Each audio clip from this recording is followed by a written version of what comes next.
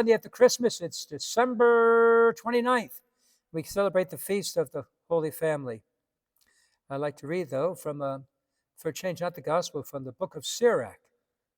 And it reads as from chapter 3.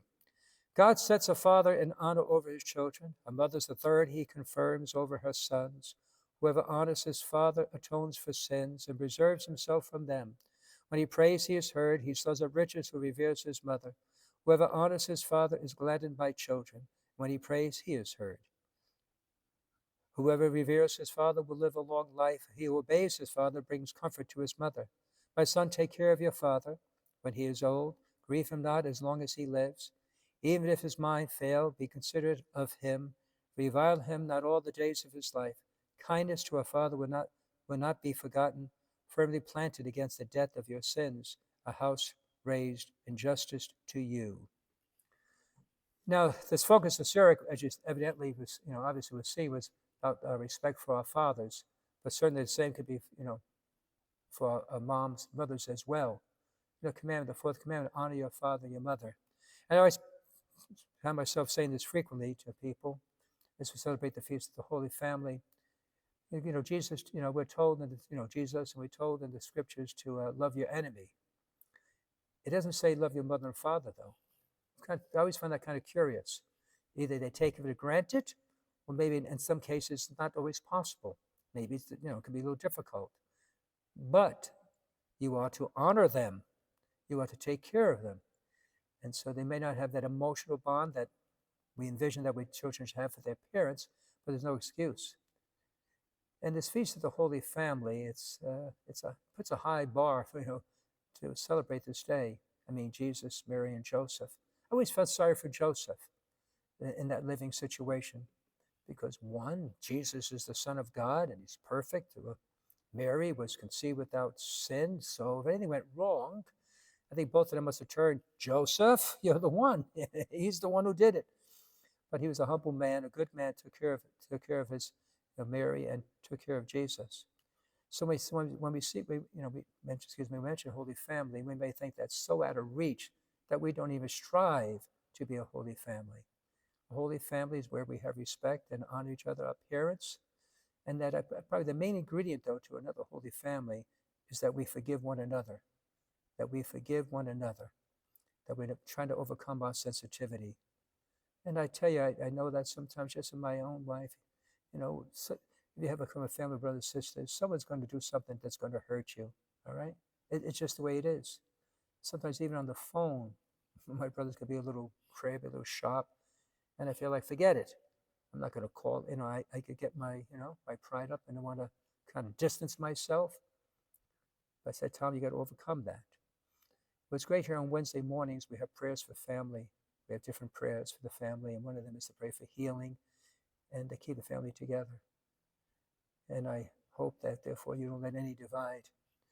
As you know, my mom died a year and a half ago, and I really try to stay connected to my brothers and sisters. As I told you, I call every day, each one every day. I may not speak long on the phone, just touching base, saying hi. We call it roll call. It started when my mom was, in those last month and a half. I was the caretaker, more or less. I was with her. I stayed in the room. So every morning I would feed her breakfast. She didn't eat much, but a little cereal sometimes. Then I gradually got out to having ice cream for breakfast, which I thought was a great idea, by the way. I suggest you may want to try that. But anyway, I would call her, I would feed her, and then I would call my brothers and sisters up so she can say hi to them. So I would call, put the phone by mom's ear, and they would say hi. She would say hi back, just to, so they got the chance to speak to mom every day. And so I decided, therefore, that I would continue that practice, and thanks be to God that I have. And I probably, be honest with you, not so much for my sake, but honor my mother, make her happy. That's why I do that. And I was just home I went home on Christmas, and I came back early Saturday morning. And if I'm honest with you, the temptation was not to go home. It was to stay here. Because after Christmas, especially after Christmas Eve, you're tired, you're exhausted, and one of the last things you want to do is rush and get up like 3:30 in the morning, whatever it was, 4 in the morning, to have mass and rush to the airport. You're tired, and I'm tired, But if I didn't go, it's the beginning of a break. All right. If I didn't go, then someone else will find a reason. It just grows. And anyway, so what am I saying is that we got to put family first, and especially our mom and dad, mom and your mother and your father. Remember, they're not perfect.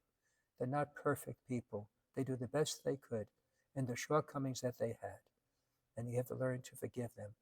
I remember reading when I was studying counseling, looking at the addiction, and the one line I remember from the book, this I forget the exact name of the book, but there it was. I remember the page was on at the bottom of the page. He said, "You're not an adult until you can forgive your parents." All right. So becoming an adult is not based on a certain age, whether you're 19 or 21, married. It doesn't know. He said, "You're not an adult until you can forgive your parents."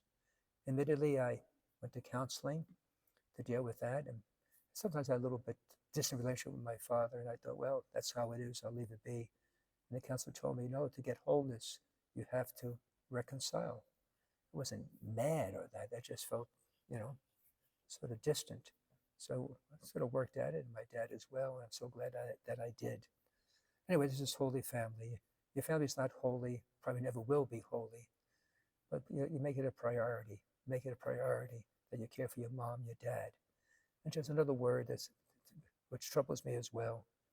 We have sometimes these fine facilities that we might place our mom or dad in, because sometimes it's impossible for you to, an individual to really care for, give them the care that they need.